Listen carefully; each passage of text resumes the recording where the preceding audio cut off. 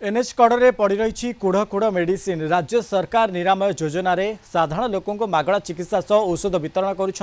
जहां नहीं प्रति स्वास्थ्य केन्द्र उपस्वास्थ्य केन्द्र गुड़ी कोटी कोटी टंकार औषध दि जाऊँगी आउपाई कोटी कोटी टंकार खर्च बहन कर राज्य सरकार किंतु मेडिसिन पाऊना साधारण लोके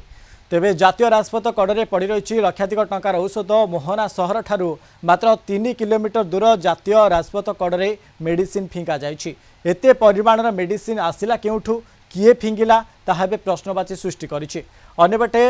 आमर यही मेडिसिन नुहे तथापि समस्त प्रकार तदंत सह आमे केते परिमाणर औषध वितरण करुछु और केते उपलब्ध होई रहिछि ताहा समस्त प्राथमिक स्वास्थ्य केन्द्र गुड़िक जांच करुथबा कहिसंती मोहना स्वास्थ्य केन्द्र अधिकारी।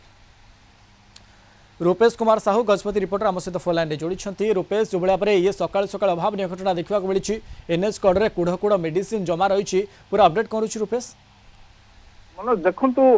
यह प्रथम घटना नुहे एभली बारंबार गजपति जिलार विभिन्न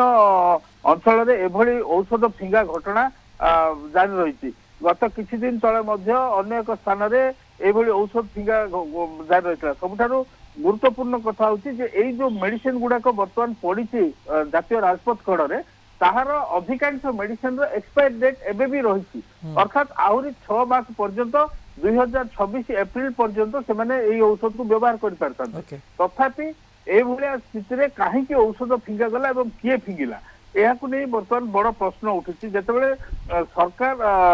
साधारण रोगी को गरीब लोक को मागणार औषध जोगाई देवाई लक्षाधिक टंका खर्च कर औषध जोगाई दूसरी ठीक से बेले जो औषध को साधारण लोक को दिया न जाए एभली फिंगिवा घटना निश्चित भाव में राज्य राजकोष को लुटिवा सह समान। तेणु गजपति जिले में जेहेतु विभिन्न समय एभली घटना सामना को आसुची वर्तमान भी सामना को आसी उच्च कर्तृपक्ष यार तदंत करी उपयुक्त कार्यानुष्ठान दोषी विरुद्ध नेबार आवश्यकता रही नहले प्रक्रिया जो कार्य बारंबार घटुचे घटो। रूपेश पूर्वर अनेक जगह औषध फिंगा जाइथिला एक्सपायरी डेट नथिबा औषध फिंगा जाइथिला एबे दृश्य बयान करा जाउची कि एक्सपायरी डेट रही जुलाई अगस्ट पर्यंत तथापि ए सब मेडिसिन को किए फिंगी देछि अर्थात कौन से अधिकारी घटनास्थल परिदर्शन कले कि कौन स्थिति को जांच करुछन्ते कि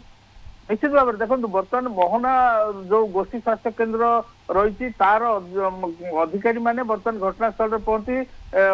स्थिति अनुधान कर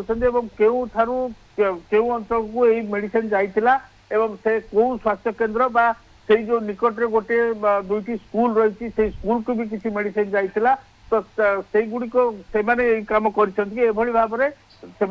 जो सैंपल संग्रह पर एवं रेकर्ड जांच पर स्पष्ट हम कौ प्राथमिक स्वास्थ्य केन्द्र रूपेश युवाक सब जगह सरकारी औषध निरामय औषध गुड़ाक पाखापाखि जो हस्पिटाल गुड़ाक रही हस्पिटाल जाकि आलोचना कि ये सेठिकार औषध ना अन्य कौ जगार निश्चित भाव में देखो बर्तमान से जो घटनास्थल औषधर सैंपल संग्रह कर रेकर्ड जांच जना पड़ो जे मेडिसिन गुड़ाक कौटी को दि जाता प्राथमिक स्वास्थ्य केन्द्र को दि जाता ना स्कूल को दि जाता ना कौन ता स्पष्ट हवा निश्चित भाव में जना पड़ो जे या पछरे किए रही। तेबे सबुठारु गुरुत्वपूर्ण कथा होची जेतेबेले भी औषध फिंगा घटना सामना को आसुची विभागीय कर्तृपक्ष आमे जांच करूछु एवं कार्यानुष्ठान ग्रहण करा जिवो बोली कहउछथि किंतु एजाए गोटे भी घटना रे कार्यानुष्ठान होई नै जहा एभली कार्य को बढ़ाइबा पाई उत्साहित करूथबा मध्य अभियोग होची। तेणु एई घटना रे स्वास्थ्य विभाग हो किबा जिला प्रशासन हो जदि कार्यानुष्ठान ग्रहण न करती ताहले मध्य कौन सुफल मिल ना। तेणु बर्तमान समय आसी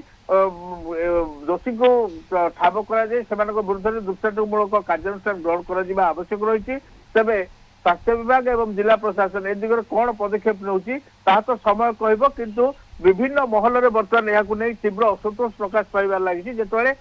साधारण लोकों सरकार रूपेश ये विभिन्न विभाग अर्थात विभिन्न महल में ये उद्वेग प्रकाश पाई कि सरकारी औषध एठाको केमिति आसिला किए फिंगी एक प्रकार तदंत आवश्यकता रही। अनेक धन्यवाद आमको अधिक सूचना देते रूपेश कुमार साहू गजपति रिपोर्टर संपर्क।